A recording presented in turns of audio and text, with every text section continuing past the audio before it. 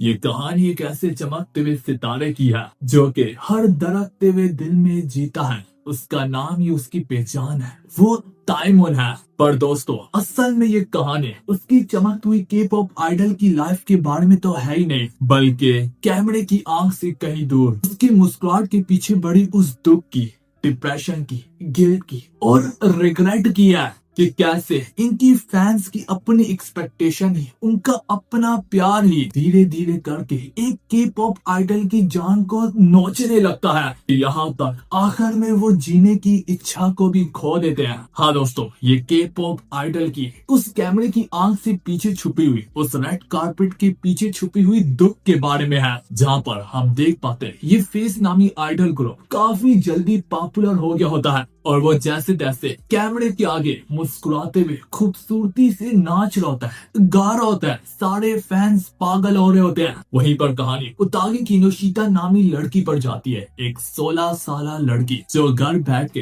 ताइमन की कमर तोड़ परफॉर्मेंस को देख रही होती है और यहाँ पर अपना दिल दे बैठती है। पर यहाँ तक उसकी थोड़ी सी क्रिंज हरकतें देखकर उसकी फैमिली को उसकी फिक्र होने लगती है। इसी वजह से तो उसकी छोटी सिस्टर भी उसे कुछ खास पसंद नहीं करती होती। इवन के उतागी किनोशिता इतनी हार्ड डाइंग फैन होती है कि उसने अपने पार्ट टाइम से जमा किए हुए पैसों से भी ताइमन के फिगर की कलेक्शन बाई की होती है, जो कि बहुत ज्यादा एक्सपेंसिव होती है। एक तरह से वो बिल्कुल उससे गॉड की तरह वर्शिप करती है। तो यहाँ पर एक जरूरी सवाल भी रेज होता है, कहाँ पर जा रही है ये लड़कियां? मैं लड़कियों को एक सलाह जरूर देना चाहूंगा, तुम उनसे प्यार करो मगर उन्हें खुदाओं की तरह पूजो मत। फैंस बनने में कोई बुराई नहीं है, लेकिन तुम लोग जितना खर्चा उनकी फिगर्स बाय करने में लगाते हो, इसके बजाय अगर तुम ये पैसा अपनी फैमिली के साथ एक अच्छा टाइम स्पेंड करने में लगा दो, इसके बजाय अगर अपने पेरेंट्स को ही गिफ्ट दे दो, तो इससे फैमिली में भी प्यार बढ़ेगा।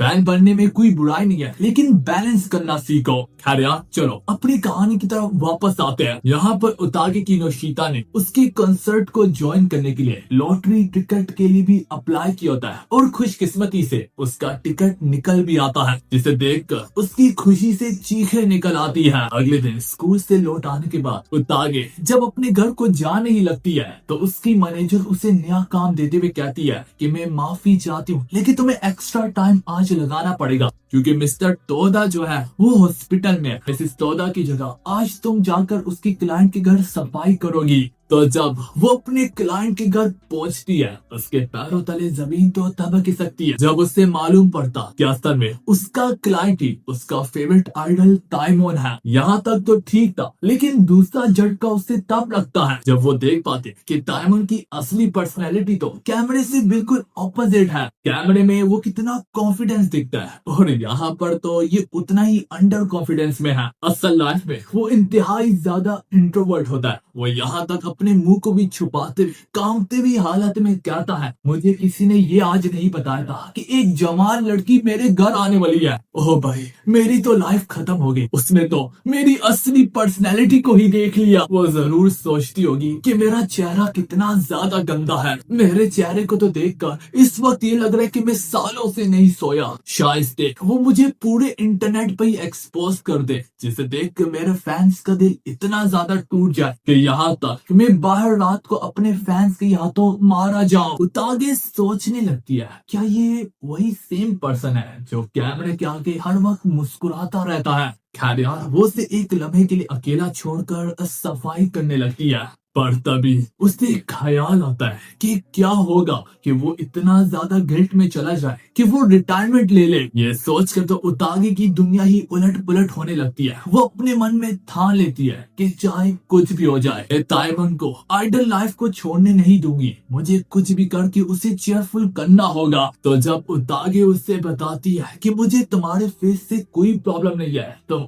आज भी उतने ही खूबसूरत दिखते हो, हम तुमसे हर हालत में प्यार करते हैं, पर ताइमोन अपने चेहरे को छुपाते हुए कहता है, मैं जानता हूँ मैंने तुम लोगों से झूठ बोला है। मैं असल में इतना मुस्कुराता ही नहीं हूँ जितना कि मैं कैमरे के सामने होता हूँ। मेरी पर्सनैलिटी असल में इतनी चमकाती हुई है ही नहीं जितनी कि कैमरे के सामने होती है। तो तुम मुझसे नफरत कर सकती हो, मैं किसी के प्यार का हकदार नहीं हूँ। मैं तो झूठा हूँ, इम्पोस्टर हूँ। हालांकि ये देखकर उतागी को अंदर से दर्द होने लगता है। वो उस पर चिल्लाने लगती है, गुस्सा हो जाती है उस पर कि क्या तुम्हें पता है कि हम तुमसे कितना प्यार करते हैं और तुम हमारे प्यार को ऐसे नहीं ठुकरा सकते। वो बोलती है, चाहे भले ही तुम्हारी पर्सनैलिटी ऐसे तो नहीं है जैसे तुम कैमरे में दिखाते हो, पर तुम आज भी उतने ही खूबसूरत हो। वो यहाँ पर अपने शोरों से भड़कते हुए अपने आप को एक कल्ट यूनिफॉर्म में इमेजिन करने लगती है, जैसे कि वो ताइमोन को पूछती हो और उसकी सबसे हार्ड टाइम फैन हो। वो उससे जिस तरीके से चेयर करी होती है ये देखकर तो ताइमोन भी परेशान हो जाता है कि भाई तुम आइडल क्यों नहीं हो। बहरहाल चीजों को समेटते दौरान ताइमोन बोलती है कि तुम ये कैसे कर लेते हो, तुम्हारी पर्सनैलिटी तो ऐसे है ही नहीं। ताइमोन आगे जवाब में बोलता, ये सब कुछ एजेंसी का किया धरा है, वो मेरी इमेज ऐसे बनाती है। ताइमोन बोलता है, एजेंसी हमसे ये सब कुछ नाटक करवाती है, पर इस सब के बावजूद भी मेरी जिंदगी में भी एक ऐसा बंदा है जिसको मैं भी एडमायर करता हूँ, जो कि मेरा आइडल है। इसी की वजह से मैं अपने काम के थ्रू सबके चेहरों पर मुस्कुराहट लाना चाहता हूँ और ये मुझे काफी खुश करता है। तभी तो कहीं जाकर उतागी को इस बात का एहसास होता है कि हाँ यार,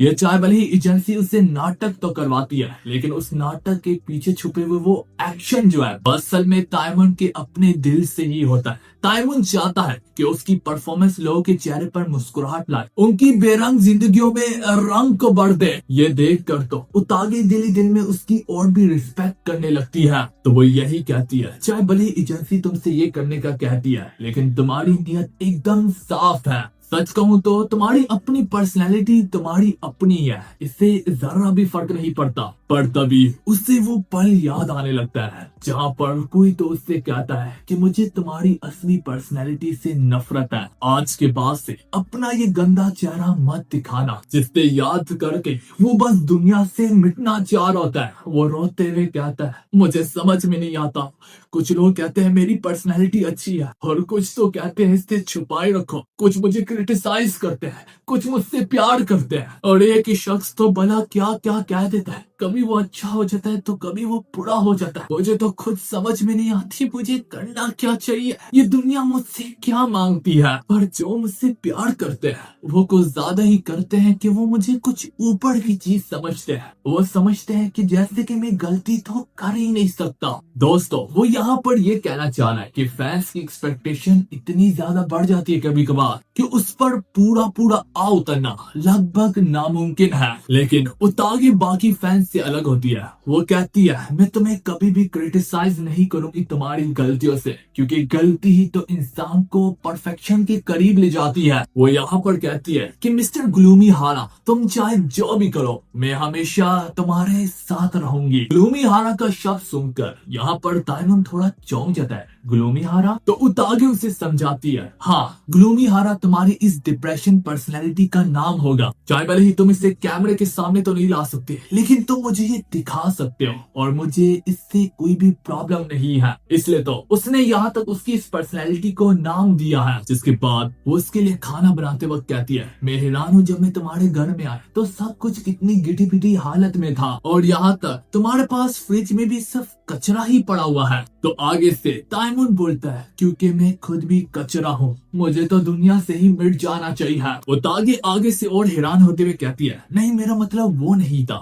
मैं तो इस पर हैरान हूँ कि तुम कुछ हेल्दी खाते भी नहीं हो, तब भी तुम घंटों की परफॉर्मेंस कर सकते हो, घंटों तक गा सकते हो और नाच सकते हो। तो इसकी वजह से आज वो उसके लिए काफी बढ़ चढ़ के मजे मजे के खाने बनाती है और जब वो उसका पहला नवाला ही लेता है उसके खुशगवार जायके से ताइमोन की के पॉप आइडल पर्सनैलिटी एक्टिवेट हो जाती है। वो फौरन से अपनी के पॉप आइडल पर्सनैलिटी में जाते हुए हमारी उतागी के साथ तो फ्लर्टिंग शुरू कर देता है। वो कहता है कि नातों ने इतना खूबसूरत जायका दिया कि दिल चाहता है तुम्हारी उंगलियों को ही चाट लो। उसको इतना करीब आता देखकर हमारी उतागी काफी ज्यादा ब्लश करने लगती है। पर यहाँ पर ताइमुन को ज्यादा वक्त नहीं लगता अपनी ग्लूमी हारा पर्सनैलिटी में वापस शिफ्ट होते हुए। वो दोबारा से डिप्रेशन में जाते हुए कहता है, मैं माफी चाहता हूँ, मैं एकदम से तुम्हारे करीब आ गया। यूं ही मजे के खाने खा लेने के बाद अगले सीन में ताइमुन की शो में एंट्री होती है और आज ताइमुन पहले से भी ज्यादा खुशगवार दिख रहा होता है। जब उससे सवाल पूछा जाता है कि आज तुम पहले से भी ज्यादा एनर्जी में कैसे दिख रहे हो, ताइमुन रिप्लाई में कहता, वो इसलिए क्योंकि आज मैंने काफी मजे मजे के खाने खाए हैं और जब तुम्हारा पेट बड़ा हो तो एनर्जी ज्यादा निकलती है। जो सब कुछ उतागे अगले दिन उसके घर में आकर टीवी में देख रही होती है, जो देखकर उतागे को काफी खुशी होती है कि उससे मेरे हाथ के बनाए हुए खाने काफी पसंद आए और यहाँ तक वो एनर्जी भी महसूस कर रहा था। उतने में ताइमुन भी घर में होता है और यहाँ तक तो वो अपनी परफॉर्मेंस को भी नहीं देख पा रहा था। इतना ज्यादा इंट्रोवर्ट वो फील करता होता है जब वो दोबारा अपने आप को देखता होता है। दोस्तों मैं आपको बता दूं, ये आइडल्स और ये एक्टर्स में काफी ज्यादा कॉमन होता है कि जब वो अपनी एक्टिंग कर लेते हैं वो अपने आप को दोबारा नहीं देख पाते। वो अपने आप को देखकर काफी ज्यादा एम्बैरेसमेंट फील करते हैं क्योंकि उनकी फैंस की एक्सपेक्टेशन इतनी ज्यादा होती है। वो डर जाते हैं कि क्या होगा अगर मैंने गलती की हो और मैं जब उसे अपनी आंखों से देख लूं तो उनका पूरा दिन बेकार चला जाता है। ये चीज यहाँ तक हैरी पॉटर में डैनियल के साथ हो चुकी है। कुछ समय के बाद यहाँ पर ताइमुन जो होता है वो तागे के पास आकर एक फेवर मांगता है कि मेरे मैनेजर ने कहा है कि तुम घर में बैठकर कुछ सेल्फीज को क्लिक करो फैंस के लिए, तो इसमें मैं तुम्हारी मदद चाहता हूँ क्योंकि मैं जितनी बार भी अपने के पॉप आइडल में जाने की कोशिश करो मुझसे नहीं जा पा रहा। तो अगर शायद से तुम मुझे चेयर करो बिल्कुल एक फैन की तरह तो मैं अपने के पॉप आइडल की पर्सनैलिटी में शिफ्ट हो पाऊं। तो इस पर ओतागे भी यही करती है, पर वो इतना ज्यादा बढ़ चढ़ के चेयर कर देती है कि हमारा ताइमुन अगले ही पल में अपनी पर्सनैलिटी में शिफ्ट भी कर जाता है। तो इसी तरह वो उसकी बढ़ चढ़ के सेल्फीज को क्लिक करते हैं और एक एक सेल्फी काफी बढ़िया आती है कि यहाँ तक तो ओतागे खुद ही उसे अपना दिल दे बैठती। सेल्फीज को क्लिक करने के बाद ओतागे उसे बोलती है कि सेल्फीज जैसे ही पब्लिक होगी मैं सबसे पहले जाकर इन्हें लाइक करूंगी। ताइमुन हिरांगी से बोलता, पर तुम तो ये ऑलरेडी देख चुकी हो। ओतागे उसे बोलती, एक ट्रू फैन होने के नाते ये मेरा राइट है कि मैं जाकर तुम्हें सपोर्ट दिखाऊं। उसकी सपोर्ट को देखकर एक बार फिर से ताइमुन अपनी के पॉप आइडल पर्सनैलिटी में शिफ्ट कर मुस्कुराने लगता है। काम करने के बाद ओतागे जब यहाँ से जाने ही लगती है पीछे से ताइमुन उसे रोकते हुए कहता है कि आज मैं अपनी पर्सनैलिटी में शिफ्ट नहीं कर पा रहा था, पर तुम्हारी सपोर्ट ने मुझे इतनी ताकत दे दी है कि आज रात के कॉन्सर्ट में मैं जाकर अपने फैंस को सेटिस्फाई कर सकता हूँ। ओतागे आगे कहती, मैं तो बस अपना काम ही करी हूँ, पर उसकी बात को ताइमुन झुटलाते हुए कहता है कि ऐसी बात नहीं है। असल में जब भी फैंस मुझे कॉम्प्लीमेंट करते हैं तो ये मुझे आगे बढ़ने की काफी ताकत देता है और अगर शायद से आज तुम ना होती यहाँ पर तो मैं अपने आप को संभाल ना पाता। इस पर अपने कानों को ठहराते ही ओतागे की खूबसूरत आंखों में आंसू भर आते। पर यहाँ पर ताइमुन को गलतफहमी हो जाती है। उसे लगता है कि शायद से उसकी गंदी स्माइल ने ओतागे को अंदर से चोट पहुंचा दी। ओतागे क्लियर करते हुए कहती है, नहीं असल में ऐसी कोई बात नहीं है। ताइमुन के मुंह से तारीफ सुनना तो वो तो ठीक ही है, लेकिन तुम्हारी मिस्टर ग्लूमी हारा पर्सनैलिटी जिसे कोई भी चेयर नहीं कर सकती, तो अगर वो मेरे बारे में इतना अच्छा सोचेगी तो ये तो मेरे लिए काफी है। यह सुनकर ताइमुन के चेहरे पर एक बार फिर से मुस्कुराहट आ जाती है और इस बार वो मुस्कुराहट काफी ज्यादा ब्राइट होती है, जो कि यहाँ तक ओतागे के दिल को चीरते हुए उसके जिस्म से बाहर निकल आती। अब तो ताइमुन का यही इंप्रेशन हो जाता है। वो अपने मुंह को छुपाते हुए कहता है, जैसे कि मैंने सोचा ये मेरी गंदी मुस्कुराहट ही है, लेकिन ओतागे उस पर जामुन की तरह टूट पड़ती। वो कहती, नहीं प्लीज मुझे तुम्हारी स्माइल एक बार फिर से देखनी है। और इसी हाथापाई में यहाँ पर ताइमुन जमीन पर गिर जाता और ओतागे उसके ऊपर। ये सिचुएशन काफी ज्यादा ऑकवर्ड होती है, लेकिन एक बार फिर से उसके चेहरे की बस मुस्कुराहट को देखने के लिए ही हमारी ओतागे की आंखें तरस गई थी। ये सिचुएशन इससे ज्यादा वर्स नहीं हो सकती थी। कि यहाँ पर ताइमन का मैनेजर आ जाता है। ताइमन का मैनेजर आते सारी दोनों को खूब सुनाने लगता है कि एक फैन होने के नाते तुम्हारी इतनी हिम्मत भी कैसे हुई कि तुम ताइमन के करीब आए। वहां से माफी मांगते हुए उतागे निकल लेती है और भागती दौरान उसे एहसास होता है कि हाँ यार, मैं असल में ये क्या कर रही थी, मैंने उस पर हमला एक तरह से कर दिया, सब उसका चेहरा जबरदस्ती देखने के लिए। और एक तरह से ये हरासमेंट में आता है। वो सोच लेती है कि आज से मैं दोबारा कभी भी उससे नहीं मिलूंगी, कि कहीं से उसके लिए ज्यादा मुश्किल ही ना हो जाए। पर दोस्तों, पैरों तले जमीन तो तब खिसकती है जब अगले दिन यहाँ पर उसके स्कूल की लड़कियां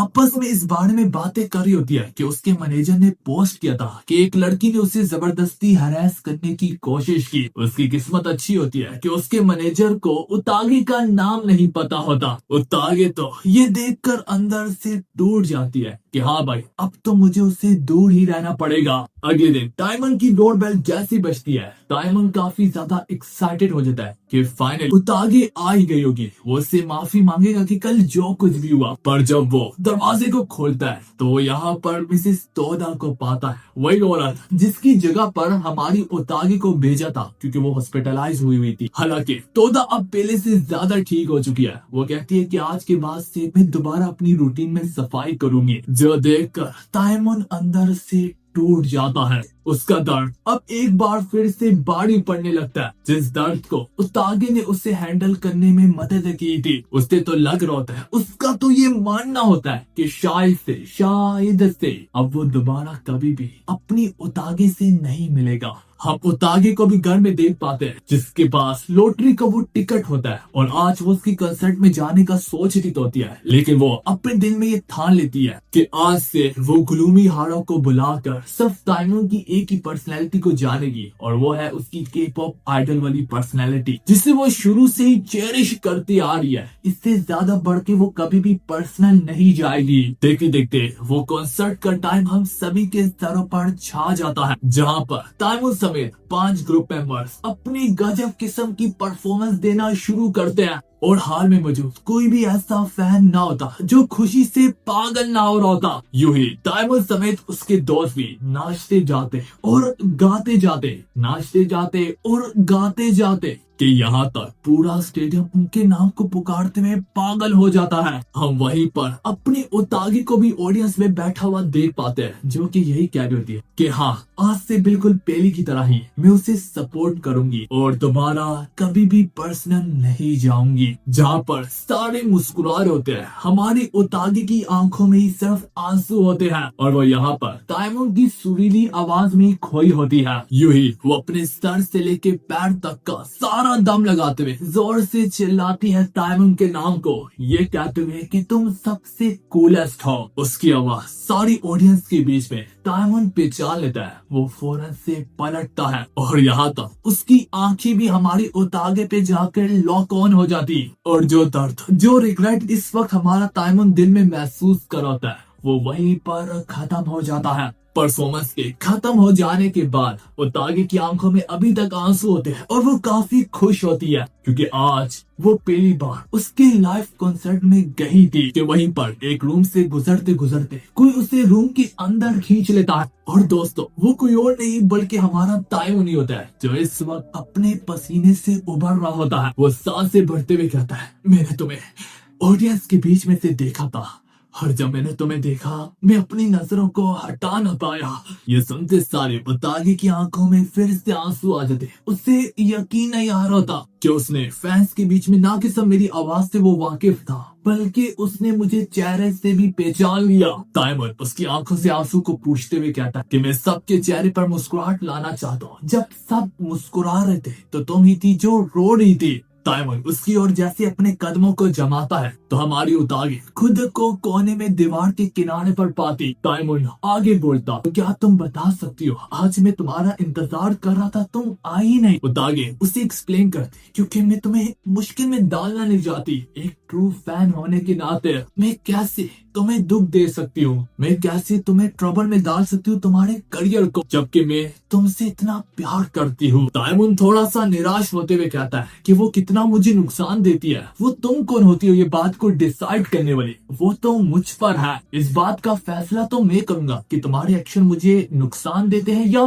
फायदा देते हैं। तो प्लीज ऐसा मत करो, तुमने मुझे आज तक जितनी ताकत दिया है उतना किसी फैन ने नहीं दी। ये बोलते हुए वो उसे पकड़ के अपने सर को उसके कंधे पर रख डालता है। वो बोलता भी है, प्लीज मेरे करीब रहकर मुझे सपोर्ट करो, क्योंकि मैं अब तुम्हारे बिना नहीं रह सकता, मुझे तुम्हारी लत लग गई है।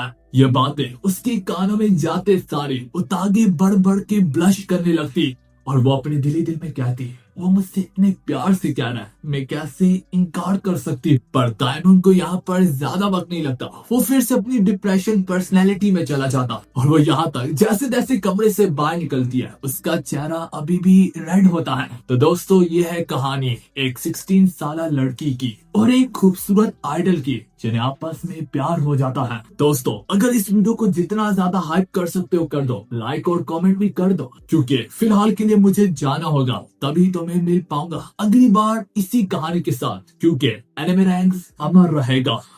तो यार हमारे एपिसोड की शुरुआत एक जानलेवा और एक खूबसूरत लम्हे से होती है, जहाँ पर उतागे ने हमारे डायमंड के हाथ में अपने हाथों को थमा रखा होता है और फिर वो उससे पूछती है कि तुम आखिर इतने कूल क्यों हो कि जब भी बंदा अपनी निगाहों को तुम्हारे ऊपर ठहरा दे तो तुम्हारे अंदर ही खो जाता है। डायमंड उसको अपने करीब खींचते हुए उसके कान में विस्पर करते हुए कहता है, मैं इसलिए इतना कूल बर्ताव करता हूँ ताकि मैं तुम्हें अपने प्यार में फंसा सकूं। और इसी के साथ हमारे उतागी की आंख खुल जाती है, उसकी चायपल ही नींद खुल जाती है, लेकिन उसकी एक्साइटमेंट अभी भी पहले की तरह ही होती है, क्योंकि आज ताइमुन का मीट एंड ग्रीट है जहाँ पर फैंस आकर उससे मिल सकते हैं। इसी तरह हमारी उतागी हाउस कीपिंग होने के नाते जैसे जैसे करके ताइमुन के घर ही पहुँचती है तो वो ताइमुन और उसके मैनेजर को एक अलग ही किस्म की वार में उलझा हुआ पाती, जहाँ पर ताइमुन अपने सामान को पैक करके यहाँ से निकल होता है, ये कहते हुए कि आज से मैं अपनी रिटायरमेंट ले रहा हूँ, मुझे दोबारा ढूंढने की कोशिश मत करना।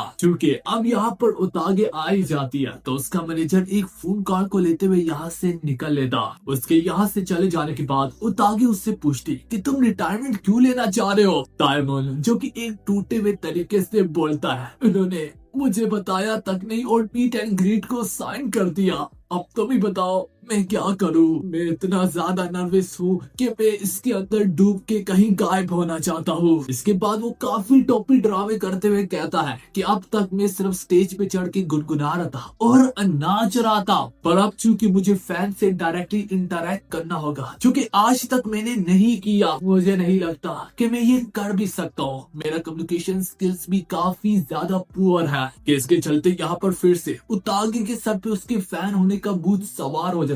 वो बिल्कुल उसके गिरबाज से पकड़ते हुए उसे समझाती है कि तुम फैंस के लिए कितने मायने रखते हो, कि आखिरकार वो यहाँ पर उसे शांत करने में कामयाब भी हो जाती। पर यहाँ पर जो ऑब्स्टिकल उन्हें फेस करना पड़ेगा वो ये होगा कि ताइमुन जब फैंस के साथ इंटरेक्ट करने लगे तो उसकी ग्लूमी हार्ड पर्सनैलिटी उस पर बाड़ी ना पड़ जाए और उसका ये रूप कोई देख ना ले, जिस वजह से यहाँ पर उतागे उसे अपनी मैगजीन्स के साथ ही साथ वो सारी नोटबुक देने लगती है जो कि उसने आज तक ताइमुन को स्टडी करके लिखी होती है। उसने ताइमुन पर इंटरनेट पर कही गई हुई एक एक बातों को लिखा होता है, जो देख कर तो यहाँ तक ताइमुन भी परेशान कि यार इसमें तो वो बातें भी है जो कि आज तक मैं खुद भी भुला चुका हूँ। उतागे उसे गाइड करती है, अगर तुम इन बातों को दोबारा से याद करोगे और अपने कैरेक्टर को पढ़ोगे तो ये तुम्हारी मदद करेगा कैरेक्टर के अंदर रहने के लिए। ताइमुन इसके बाद उस पर खुद पर एक एहसान करने के लिए बोलता है, वो उसे मदद मांगने लगता है कि क्या हम लोग मीट एंड ग्रीट की थोड़ी सी प्रैक्टिस कर सकते हैं। तो यहाँ पर उतागे बढ़ चढ़ के उसकी तारीफ करने लगती है एक फैन होने के नाते, जैसे कि एक फैन मीट एंड ग्रीट के दौरान करता है। पर उतागे जिस तरीके से करती है यहाँ पर ताइमुन को ज्यादा वक्त नहीं लगता कि वो अपनी के पॉप आइडल की पर्सनैलिटी में शिफ्ट कर जाता पर उसके इतना ज्यादा करीब आ जाने की वजह से वो तागे तो अपने प्यार के दम पर ही एक्सप्लोड कर जाती। दोस्तों, इससे पहले हम वीडियो की गहराइयों में समा भी जाए, मैं कहूंगा अगर आप लोगों ने हाई बटन नहीं दबा रखा तो इससे जितना दबा सकते हो दबा दो, लाइक और कमेंट भी कर दो। और हाँ दोस्तों, मैंने अपना उस्मान रैंक्स और साथ ही साथ इस चैनल का इंस्टाग्राम भी नीचे कमेंट में पिन किया होगा, तुम लोग जाकर मुझे वहां पर भी फॉलो कर सकते हो। तो चलो यार, अपनी कहानी की तरफ वापस आते हैं। टाइमर उसे यूं पैनिक करता हुआ देखकर माफी मांगते हुए बोलता है कि मैं हमेशा तुम्हें ट्रबल में डाल देता हूँ मेरी वजह से, लेकिन उतागे उससे क्लियर करते हुए कहती है, तुमने ही तो मेरी बेरंग जिंदगी में रंग को डाला है, तुम मानो या ना मानो। एक वक्त में जब मैंने अपनी जिंदगी में बिल्कुल खुद को अकेला पाया, जहाँ पर मेरी जिंदगी में कोई जुनून और जज्बा बाकी नहीं बचा था, वहाँ पर सिर्फ तुम्हारे टीवी में आ जाने से और तुम्हारी पहली बार शक्ल देखने से ही जैसे कि मानो मेरी जिंदगी ने एक अलग ही रूप ले लिया हो। तुम्हें मैं जब भी देखती हूँ तो तुम्हें एक खूबसूरत पीस ऑफ आर्ट पाती हूँ, तुम्हारे अंदर इस तरह से खो जाती हूँ कि दोबारा लौट के वापस ना आ पाती हूँ। इसी तरह ये लोग फिर से बढ़ बढ़ के प्रैक्टिस करने लगते हैं। मीट एंड ग्रीट की प्रैक्टिस से फारिग हो जाने के बाद ताइमन उतागे से सवाल पूछता, क्या तुम भी मेरे मीट एंड ग्रीट में आओगी? उतागे खुशी से रिप्लाई करते हुए बोलती, मैं जरूर आऊंगी। ताइमन की जान में जान आती और वो फिर कहता, ठीक है, अगर ये बात है कि तुम आकर मेरी परफॉर्मेंस को देखना कि जो हमने प्रैक्टिस किया उसके मुताबिक मैं किस हद तक ठीक कर पा रहा हूँ। यकीन करो दोस्तों, उतागे यही सुनने के लिए तो मरती चली जा रही होती है। उससे एहसास हो जाता ताइमन उस पे कितना ज्यादा रिलाई करने लगा है। कहानी मीट एंड ग्रीट पर जाती है, जहाँ पर पूरा का पूरा हाल फैन से मानो कि बड़ा पड़ा होता है। तुम लोग अपनी नजरें जिधर भी दौड़ाओ, जिस कोने में भी देखो, तुम लोग सिर्फ फैंस गर्ल्स के अलावा किसी को भी नहीं पाओगे। जहाँ पर ताइमन काफी अच्छे से अपने फैंस को ग्रीट कर रहा होता है और उसके फैंस तो उसके प्यार में ही एक्सप्लोड करते जा रहे होते। पर उसे इतनी लड़कियों के करीब आता देखकर यहाँ पर एक लम्हे के लिए उतागे को थोड़ा जेलसी भी होने लगती है। पर उतागे को अपनी वैल्यू पता होती है कि वो उसके बाकी फैन की तरह ही एक फैन है। चलो मान लेते हैं थोड़ी स्पेशल फैन है। वहीं पर दो फैंस आपस में उलझने लगती है कि तुमने मेरे पाँव पे पाँव रखा है। इसी बात को लेकर दो फैंस के बीच में मुंह मारी होने लगती, तो इसमें उतागे भी पार्टिसिपेट करने लगती कि क्या तुम लोग अपने मुंह को थोड़ी देर बंद कर सकते हो। ये ताइमन की इंसल्ट है। पर अब चूंकि दो के बजाय तीन तीन लड़के यहाँ पर लड़ने लगती, तो सिक्योरिटी आकर तीनों को बाहर फेंक देती है। तो हमारी उतागे का मीट एंड ग्रीट में ताइमन का हाथ पकड़ने का सपना ही रह जाता। उतागे एक हाउस कीपिंग के तौर पर अपनी मैनेजर से जब दोबारा मिलने जाती है, उसकी मैनेजर उससे बताती है कि आज तुम्हारा क्लाइंट तुमसे मिलने खुद ही यहाँ पर चला आया। हाँ दोस्तों, वो कोई और नहीं बल्कि ताइमन होता है। ताइमन उसे थोड़ी सख्त बड़ी निगाहों से घूरते हुए कहता है कि तुम मुझसे मिलने मीट एंड ग्रीट में क्यों नहीं आए। ये सुनकर अब उतागे के पैरों तले जमीन खिसक जाती है। वो काफी शर्मिंदा होती है उससे ये बताने के लिए भी वो आई तो थी, लेकिन सिक्योरिटी ने उसे बाहर फेंक दिया क्योंकि वो कुछ लड़कियों से लड़ पड़ी। तो उल्टा यहाँ पर वो झूठ बोलती, वो कहती कि मेरा टिकट मुझसे कहीं खो गया था। पर यहाँ पर ताइमन उसे थोड़ा सा खपत है, वो उसके हाथों को दबोच लेता है, ये कहते हुए कि अपने वादे को पूरा करने की कोशिश तो किया करो। वो उससे बोलता, तो मुझे पुकारो, मैं जवाब दूंगा, तुम मुझसे कुछ मांगो, मैं तुम्हें ला कर दे दूंगा, लेकिन कभी भी अपनी कही हुई बात से पीछे मत हटना। तो अब बात मानने के लिए चल रही होती है। उतागे थोड़ी सी जेलसी फील करनी थी जो फैंस उसके करीब आ रही थी, तो वो उससे पूछती है, क्या तुम खाली एक दिन के लिए सिर्फ मेरे ताइमन खिलाओगे? तो ताइमन यहाँ पर जर्रा भी ना सोचता, बल्कि तुरंत से इनकार कर देता। जब उतागे हैरान होने ही लगती तो ताइमन क्लियर करते हुए कहता है, मैं सिर्फ तुम्हारा एक दिन के लिए नहीं बल्कि पूरी जिंदगी के लिए तुम्हारा ताइमन बन के रह सकता हूँ। इसके बाद वो रोते हुए कहने लगता, प्लीज उतागे, तुम्हारा ऐसा मत करना।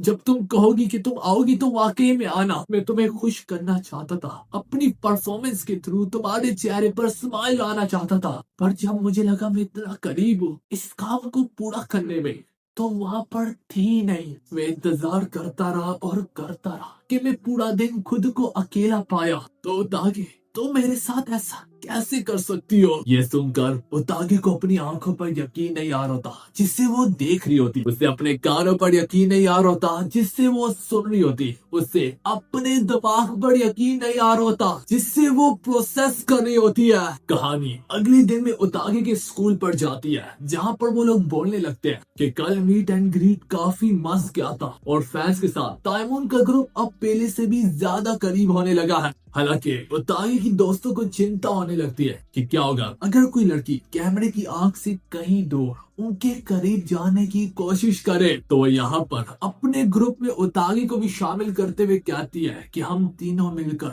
उस लड़की का कत्ल कर देंगे। पर उन्हें क्या पता था कि हमारी उतागे ऑलरेडी ताइमून के काफी करीब आ चुकी है। कहानी आगे बढ़ती है और उतागे जब दोबारा से एक हाउस कीपिंग के तौर पर ताइमून के घर जाती है तो वो आज दोबारा से ताइमून को थोड़ा डिप्रेस पाती। उतागे के पूछने पर ताइमून उसे दिखाने लगता कि नेक्स्ट शो में जहाँ पर फैंस सेलिब्रिटीज की ड्रेसिंग सेंस को रैंक कर रहे होते हैं तो अब कहीं जाकर उतागे को समझ में आने लगती है उसकी परेशानी। जल्द ही हमारा ताइमून भी इसी शो का हिस्सा बनेगा। ताइमून को थोड़ी चिंता होती है कि उसकी ड्रेसिंग सेंस काफी ज्यादा खराब है तो उतागे उसे समझाती है फिक्र मत करो, मैं तुम्हारी मदद करूंगी, मैं तुम्हें काफी सालों से देखती आ रही हूँ तो एक फैंस की पर्सपेक्टिव से मैं तुम्हारी मदद करूंगी उन कपड़ों को बाय करने में जो तुम्हें काफी ज्यादा स्मैक्सी और कूल बनाएंगे। लेकिन उतागे ने उसे कहा होता है कि हम माल तो एक साथ जाएंगे तो अपने चेहरे को किसी ग्लासेस वगैरह से ढांप लेना। पर यहाँ पर तो हमारे उतागे ने अगली सी में पूरे चेहरे को ही ढांप रखा होता है। खैर यार वो लोग यहाँ पर ड्रेसेस को एक्सप्लोर तो करेंगे लेकिन यहाँ पर हमारी उतागे उसे गिफ्ट के तौर पर ऑलरेडी एक नेकलेस बाय करके देती है जिसके बाद यहाँ पर उतागे उससे काफी मस्त मस्त कपड़ों के साथ नई नई लुक्स ट्राई करवाती है। अगले सी में जब ये लोग पास में ही किसी शॉप पर आके जूसेस वगैरह पी रहे होते हैं यहीं पर उतागे उसे बताती है कि स्कूल के बाद वो अपनी दोस्तों के साथ यहीं पर आना पसंद करती थी। तो पास में कुछ लोगों को इस तरह आपस में दोस्तों के साथ बैठा देखकर यहाँ पर हमारा ताइमून थोड़ा सा जेलस फील करने लगता है। हाँ दोस्तों, मशहूर होने का ये तो नुकसान है कि अगर तुम बहुत ज्यादा फेमस हो जाते हो तो तुम अपने दोस्तों के साथ इस तरह खाने की टेबल पर नहीं बैठ सकते। वेल यार, जैसे कि हमारे उतागे ने बताया था कि वो अक्सर अपनी दोस्तों के साथ यहाँ पर आया करती तो अनजाने और बेअनजाने में यहाँ पर उसकी फ्रेंड्स भी पहुंच जाती है। वो लोग ये देखकर सोचने लगते हैं कि शायद से ये लड़का उतागे का बॉयफ्रेंड है। उतागे उन्हें ये तो नहीं बता सकती होती कि ये ताइमून है क्योंकि उसे वो पल याद आता है जहाँ पे वो लड़कियां कह रही थी कि वो उस कुतिया को मार डालेंगे जो भी ताइमून के करीब आने की कोशिश करेगा। एक अच्छा मौका देखते सारे यहाँ पर ताइमून उतागे का हाथ पकड़ के उससे यहाँ से भागते हुए ले जाता। ये सब देखकर उतागे को यहाँ पर परफेक्ट सीक्रेट डेट की वाइब आने लगती। थोड़ा सा साइड पर आ जाने के बाद उतागे यहाँ पर बैठकर उससे माफी मांगती है कि ये सब कुछ मेरी वजह से हो रहा है, अगर मेरी दोस्त वहाँ पर ना आती तो तुम आराम से ड्रिंक्स को एंजॉय कर पाते। उससे यूं बार बार माफिया मांगता देखकर ताइमून अपना मुंह दिखाते हुए कहता है तुम मुझसे अगर प्यार करती हो तो अपने मुंह को बंद रखो और मेरी बात को भी सुना करो। मैंने कहा इसमें तुम्हारी कोई गलती नहीं है तो यकीन करो इसमें कोई गलती नहीं है, बल्कि मुझे तो काफी ज्यादा मजा आया। तो यार इसके कुछ समय के बाद हमें बताया जाता है कि ताइमून उस शो में जाता है और उस शो में सारे लोग ताइमून की ड्रेसिंग सेंस की दाद देते हैं। कहानी आगे बढ़ती है कि एक रोज उतागे ताइमून को कोल की तरह काला पाती। जब वजह पूछती तो ताइमून बताने की कोशिश करता कि उसने यहाँ पर कुक करने की कोशिश की और बदले में अपने आप को इस हाल में पाया। खैर यार उतागे इसे एक सेकंड में दोबारा चमका देती। पर ये सब देखकर ताइमून अंदर से टूट जाता है, उसकी मोटिवेशन खत्म होने लगती है कि मैं कितना ही बेकार हो सकता हूँ। लेकिन उतागे सिचुएशन को संभालते हुए कहती तुम एक काम सबसे बेहतर कर सकते हो और वो है लोगों की खत्म होते हुए जिंदगी को दोबारा से नया रंग देना, उन्हें नया मोड़ देना। जहाँ पर ताइमून अपनी डिप्रेशन में ही डूब रहा था ये काफी होता है ताइमून के आगे बढ़ने के लिए। पर इसी समय यहाँ पर उसका मैनेजर प्रकट हो जाता और वो उतागे की स्किल्स को देखकर उसकी दाद देता है कि आज तक वो भी ताइमून को इतनी जल्दी डिप्रेशन से बाहर ना ला पाया। वो उसकी दाद तो देता है कि तुम हाउस होल्ड का काम काफी अच्छे से करते हो उसकी हाउस कीपिंग होने के नाते। पर मुझे एक बात तो बताओ, ताइमून के साथ कब से शॉपिंग करने जाना हाउस होल्ड का काम बन गया। ये सुनते सारे उतागे फौरन से झुककर उससे माफी मांगती है कि मैं ऐसा कुछ भी नहीं करना चाह रही थी। ताइमन भी उसकी साइड लेते हुए कहता है कि अगर तुमने किसी को सजा देनी है तो उससे मत दो, मुझे दो। पर उल्टा उसका मैनेजर यहाँ पर अपना सर झुका के शुक्रिया कहता है कि तुम्हारी वजह से अब मुझे ज्यादा काम नहीं करना पड़ रहा। ये बोलते हुए उसका मैनेजर यहाँ से चला जाता। उतागे को ये सब देखकर एक बात का एहसास होता है कि इसका मैनेजर काफी ज्यादा आलसी है। एजेंसी ने उसके मैनेजर को हायर किया है पर वो काम जरा भी ढंग से नहीं करता और वो अपने फेस ऑफ के आइडल मेंबर्स के साथ भी उसकी ज्यादा कुछ खास नहीं बनती। इस वजह से आजकल ताइमन यहाँ पर कुछ ज्यादा ही हमारी उतागे पर रिलाय करता है। मैं ये भी क्लियर कर दूं, 16 साल की उम्र में ताइमन टोक्यो आया था ऑडिशंस वगैरह देने के लिए। चूंकि हमारी उतागे ताइमन का काफी ख्याल रखती है, उसकी आगे बढ़ने में मदद करती है। ताइमन उसके पास आते हुए कहता है मुझे दूसरे फैंस का तो नहीं पता लेकिन मेरी जिंदगी में तुम बहुत ज्यादा कंट्रीब्यूट करती हो। तुम मेरे लिए एक चमकती हुई सितारी हो,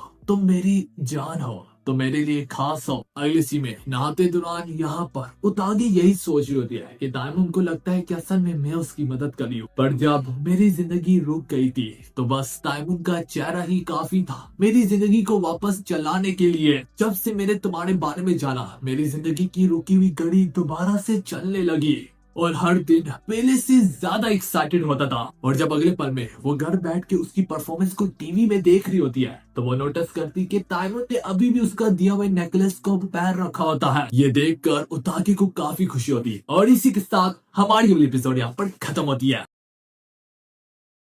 तो यार अब तक तुम लोगों ने डैडी व्यू की तो वीडियो देख ही ली होगी, उस पर आराम से 2 स्ट्राइक्स आई है तो इससे फर्क नहीं पड़ता चाहे वो मानवा हो या फिर एनिमे हो। अगर स्ट्राइक आनी हो तो वो आकर रहती है, जिस वजह से मैं आप सभी को अपने एक बैकअप चैनल के बारे में भी बताना चाहूंगा। दोस्तों इसके लिंक को मैं कमेंट में पिन कर दूंगा, जाकर इसे भी सब्सक्राइब कर दो। अल्लाह ना करे अगर इस पर भी स्ट्राइक्स आती है तो फिर हम उस चैनल पर अपना काम जारी रखेंगे। तो चलो यार अपनी वीडियो को शुरू करते हैं। तो यार हमारे एपिसोड की शुरुआत में हम अपने ताइमन को तो देखते ही हैं, लेकिन इस बार उसके साथ ही साथ हम फेस ऑफ आइडल ग्रुप के दूसरे आइडल ओरी को भी देख पाते हैं। और आज ये लोग इस बढ़ती हुई गर्मी में किचन शो में अपने फैंस के लिए आइसक्रीम बना रहे होते हैं, जो सब कुछ उतागी भी घर बैठकर देख रही होती है। और इस शो को तो देखते देखते उसकी आंखों में आंसू बनाते हैं, जहाँ पर वो स्क्रीन में उनसे इतना दूर खुद को पाती है। पर तभी उसे ताइमन की एक बात याद सिताने लगती है, जहाँ पर ताइमन ने उससे कहा था कि तुम मेरे लिए काफी खास हो। और इसके चलते उसे वो पल भी याद आने लगता है जहाँ पर ताइमन ने उसके दिए हुए नेकलेस को ड्यूरिंग शो में चूमा था।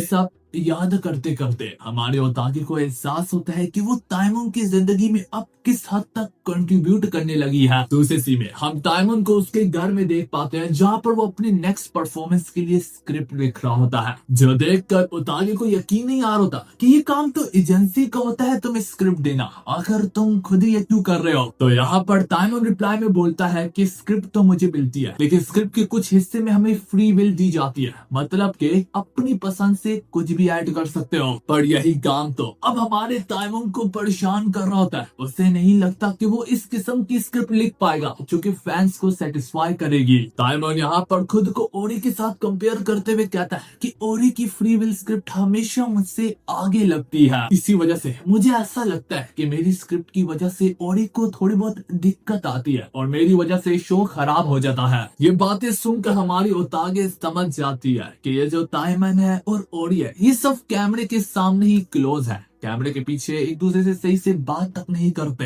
तो यहाँ पर ताइमन माफी मांगते हुए कहता है कि मेरी इस ग्रूमी हारा पर्सनैलिटी के कारण मैं अच्छे से अपने पार्टनर्स के साथ घुल मिल नहीं पा रहा। मेरी इसी पर्सनैलिटी के कारण और ही मुझसे कभी कभार हार खाता है। तो इसी तरह एक बार फिर से डिप्रेशन उसे घेर लेती है। वो काफी गिटी पिटी बातें करने लगता है कि मैं अपने फैंस को दिखावा करता हूँ, नाटक करता हूँ उनके सामने। पर उतागे उससे ये बता देती है चाहे भले ही ये नाटक हो या फिर ना हो, तुम उतागे हो। तो उतागे उसे सपोर्ट दिखाते हुए कहती है चाहे भले ही ये नाटक हो या फिर ना हो, चाहे भले ही ये तुम्हारी दूसरी पर्सनैलिटी हो या फिर कोई और हो, इसे फर्क नहीं पड़ता। फर्क इससे पड़ता है कि तुम ताइमन हो, पूरे फेस ऑफ के मिडल सेंटर। तुम्हें इस बात का जर्रा भी अंदाजा नहीं है कि तुम्हारी वजह से फैंस के चेहरों पे कितनी मुस्कुराहट आ जाती है। दोस्तों ये बातें ताइमुन के लिए काफी होती है, वो सीधा जाकर ताइमुन के दिल पर छू जाती। डिनर को सर्व करने के बाद हमारी उतागे रात के गहरे अंधेरे में अपने घर को वापस लौट के जाने लगती कि रास्ते में जाते जाते अनजाने और बेअनजाने में वो एक अनजान शख्स के साथ टकराती है और ये शख्स दिखने में थोड़ा बहुत जाना पिचाना लग रहा होता है। तो वो बंदा यहाँ पर अपने घुटनों की बल बैठते हुए हमारे उतागे के हाथ को पकड़ते हुए कहता है, मैं माफी चाहता हूँ, मुझे देखकर चलना चाहिए था। और तभी हमारी उतागे की निगाहें अब जब उसके चेहरे पर पड़ने की ही देर होती है, तभी तो कहीं जाकर उससे एहसास होता कि हाँ यार, ये बंदा कोई और नहीं बल्कि और ही है, ताइमुन का फेस ऑफ का पार्टनर। के फौरन से अचानक से सामने आ जाने की वजह से हमारी उतागे थोड़ा सा घबरा सी जाती। दोस्तों हम यहाँ पर हमारे उतागे के मुंह से इस ओरी के बारे में थोड़ा और जानते हैं।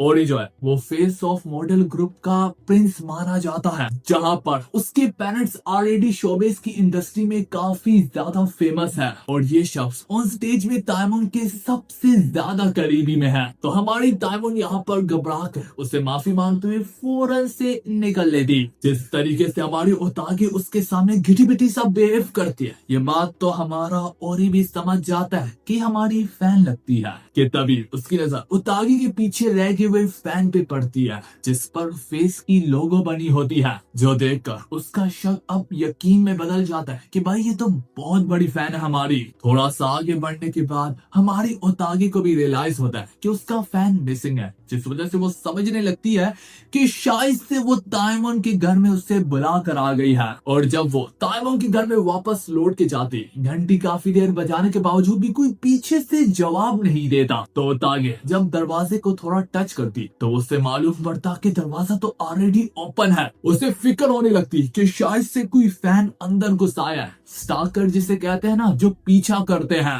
फिक्रमंदी से वो जब अपने कदमों को ताइमुन के कमरे की ओर बढ़ाती है तो वो वहां पर किसी और को नहीं बल्कि ओरी को पाती, जो कि काफी घटिया तरीके से हमारे ताइमुन के ऊपर चिल्ला रहा होता है।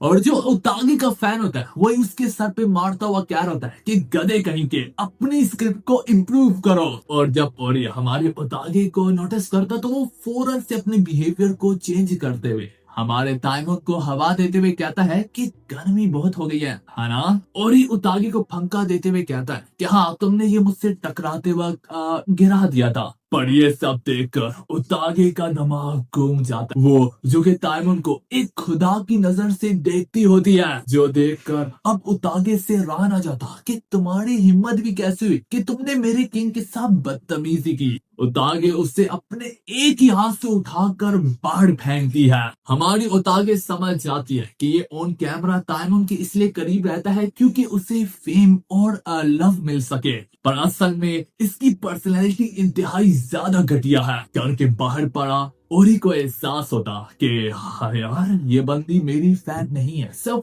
ताइमुन की है। देखते ही देखते हमारा ओरी दरवाजे को एक लात मार के पूरे के पूरे दरवाजे को ही नष्ट कर डालता। इसके बाद वो अपना ओरा फार्म करते हुए बोलता है, तुम्हारी हिम्मत की मुझे दाद देनी पड़ेगी।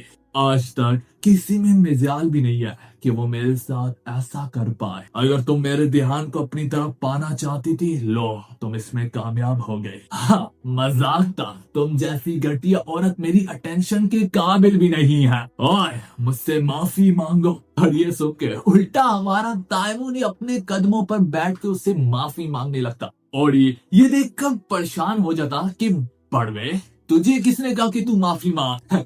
तो ताइमुन काफी फनी वे में कहता है कि जो 10 साल 20 साल बाद तुम मेरी वजह से नुकसान उठाओगे मेरी परफॉर्मेंस की वजह से, उसके लिए मैं माफी मांग रहा हूँ। खैर यार, ताइमुन से परेशान हटकर वो बोलता है कि तुम हो कौन। तो ताइमुन उसके पूछने पे बताती कि मैं इस घर की हाउस कीपर हूँ। और यहाँ पर ताइमुन को पकड़ते हुए कहता है, मुझे ये नहीं पता कि तुमने ताइमुन की असली पर्सनैलिटी देख भी लिया है और इससे इतना ज्यादा घटिया पाकर भी आखिर तुम कैसे उसकी फैन रह सकती हो। मुझे समझ में नहीं आती कि इस जैसा लूजर मुझसे ज्यादा फेमस कैसे है और पूरे के पूरे फेस ऑफ मॉडल ग्रुप का चेहरा कैसे है। पर यहाँ पर उतागे उसे आगे बोलने की इजाजत ही ना देती। वो उसे दबोचते हुए कहती है, इससे ज्यादा कुछ मत बोलना। जब यहाँ पर ओरी हमारे उतागे के कैरेक्टर को भी गलत समझ रहा होता है, तो इस बार पहली बार यहाँ पर हमारा ताइमन ओरी के खिलाफ खड़ा होता है, सिर्फ और सिर्फ हमारी उतागे के लिए। इसी सब में यहाँ पर ताइमन का मैनेजर भी पहुंच जाता है और इसी तरह वो सिचुएशन को संभालते हुए सारे मामले को रफा दफा करता है। सिचुएशन के संभल जाने के बाद यहाँ पर उतागे घर जा रही होती है, लेकिन उसे अभी भी फिक्र होती है कि कहीं दोबारा से ओरी हमारे ताइमन से बदतमीजी ना करे। ताइमन बताता है, तुम फिक्र मत करो, वो बहुत जल्द घर चला जाएगा। यहाँ पर ताइमन थोड़ा सा हिचकिचार होता है, लेकिन फिर वो हमारी उतागे को रोकते हुए कहता है कि प्लीज तुम मेरा शो जरूर देखना, जिसके लिए मैं स्क्रिप्ट लिखने की मेहनत कर रहा हूँ। हमारी उतागे खुशी बड़े चेहरे से कहती है, मैं जरूर देखूंगी। इसी तरह जब हमारी उतागे लिफ्ट लेके यहाँ से जाने लगती है कि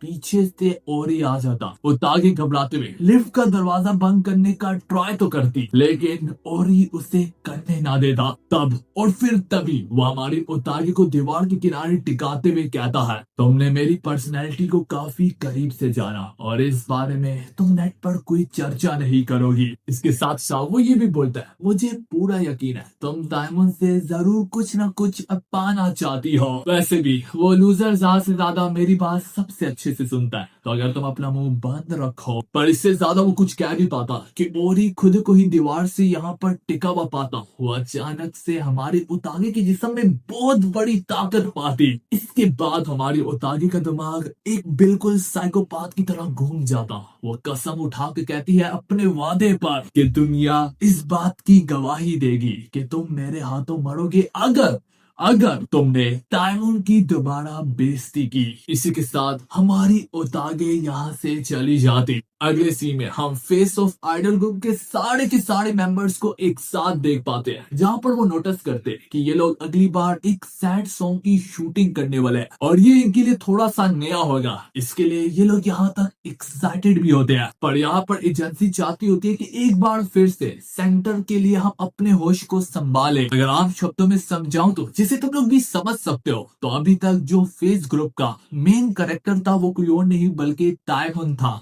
बट ये लोग अब चाह रहे हैं कि एक बार फिर से मेन कैरेक्टर को चुना जाए कि आखिर सेंटर किसको होना चाहिए। तो इसके लिए एजेंसी ने 5 एपिसोड का शो रखा होता है। जो भी इस शो में अपने अच्छे से स्किल दिखा पाएगा वही फेस ऑफ का नया मेन कैरेक्टर होगा, जो कि आगे चल के इस सैड सॉन्ग को लीड करेगा। तो हाँ, अब इनको आपस में कम्पीट करना होगा मेन कैरेक्टर खिलाने के लिए, और यही चीज टाइमून के फेस ऑफ के ऑफिशियल अकाउंट के ऊपर भी बताई जा रही होती है, जो देखकर हमारे उतागे की जमीन और आसमान एक हो जाता। और जहाँ तक मेजोरिटी टाइमून के ही फैन होते हैं, ये बात लोगों को भी अब हजम नहीं हो रही होती। अगले सीन में उतागे यही चीज को लेकर अपने फ्रस्ट्रेशन जता रही होती है हमारे टाइमून के सामने। तो टाइमून उससे बताता है कि ये मेरी पर्सनैलिटी की वजह से ये लोग चाहते हैं कि किसी दूसरे को मौका मिले जो कि हमारे ग्रुप का फेस बन सके। और वो खुद को नीचा दिखाते हुए कहता है कि ज्यादा राइट फेस होने का ओरी को जाता है कि अपने दिमाग का इस्तेमाल करो। हम फैंस तुमसे प्यार करते हैं और हमारे लिए मेन कैरेक्टर सब तुम ही हो। वो उसे इतनी सपोर्ट दिखाती है कि ये सब देखकर हमारे टाइमून की आंखों में आंसू बढ़ाते। देखते देखते वो दिन हम सबके सरों पे टूट आता है, जहाँ पर ये सारे के सारे आपस में कम्पीट करेंगे। इसकी फर्स्ट एपिसोड लाइव चल रही होती है। यहाँ पर इन्हें कहा जाता है कि सबसे पहले आप लोग कम्पीट करेंगे एक्टिंग में। इन्हें अपने सैड फेस एक्सप्रेशन देने होंगे, जहाँ पर इनकी लवर इनसे ब्रेकअप करेगी। इन्हें स्क्रिप्ट दी जाती है कि कैसे इनकी लवर इनके साथ ब्रेकअप करेगी, जहाँ पर सबसे पहले ओरी की बारी होती है। और ओरी वाकई में काफी अच्छी एक्टिंग के साथ ही साथ इमोशन स्किल्स दिखाता है। अब अगली बारी हमारे टाइमून की होती है। टाइमून काफी ज्यादा इमोशन तो होता है, लेकिन जो इसने अपने लिए सेटअप चुना होता है और बैकग्राउंड म्यूजिक वो इसके साथ थोड़ा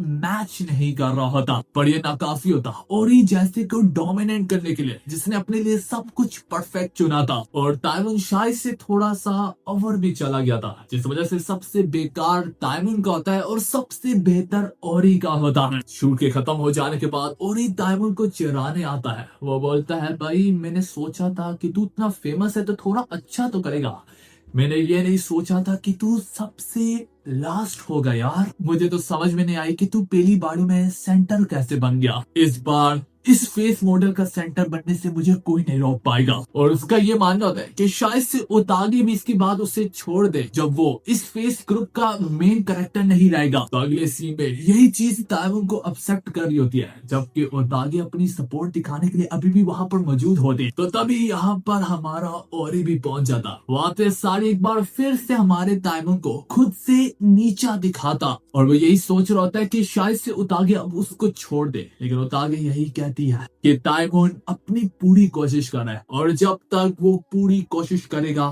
मैं उसके साथ रहूंगी। ये चीज ओरी को हजम नहीं हो रही थी कि यार मैंने तो उससे बेहतर दे दिया, अब मुझ में क्या कमी रह गई है। आखिर हर कोई बार बार ताइवुन का नाम क्यों ही लेता है। और वो यहाँ पर ताइवुन से उसकी आखिरी उम्मीद को छीनने की कोशिश करता है, कुछ ये बोलते हुए क्या अगर इस बार मैंने ताइवुन को हरा दिया तो तुम आज से मेरे साथ रहोगी, जैसे तुम ताइवुन को सपोर्ट दिखाती हो मुझे दिखाओगी। और ये चीज हमारे ताइवुन की आंखें खोल डालती। उसे एहसास होता कि जो उसकी आखिरी सपोर्ट है, जो कोई बंदी उसे अंडरस्टैंड करती है इस ऑफुल वर्ल्ड में, वो ऑडियो से छीनने की कोशिश कर रहा है। तो दोस्तों इसी के साथ हमारी वाली एपिसोड अपने एंड को हिट करती है। होपफुली आपको मेरी नरेशन पसंद आई हो। इसमें मैंने बिल्कुल ताइवुन की तरह पूरी जान डालने की कोशिश की है। अगर पसंद आई है तो एक लाइक कर दो यार, और कमेंट में भी कुछ भी लिख दो, कुछ भी चलेगा। तो चलो यार